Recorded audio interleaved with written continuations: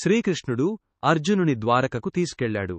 ఆ సమయానికి అర్జునుడు సన్యాసి వేషంలో, గడ్డం మీసాలతో పూర్తిగా మారిపోయి ఉండటం వలన బలరాముడు సహా అందరూ అతన్ని ఒక యతిగా భావించారు. బలరాముడు సుభద్రను ఆ సాధువునికి సేవ చేయమని చెప్పాడు.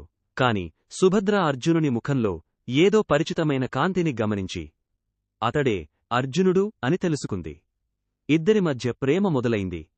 అర్జునుడు ఆమెతో గాంధర్వ వివాహం చేసుకుందామని చెప్పగా, సుభద్ర, మీపై నా ప్రేమ నిజమే, కాని మా అన్నయ్య కృష్ణుడు ఒప్పుకుంటేనే నేను మీతో వస్తాను అని అంది.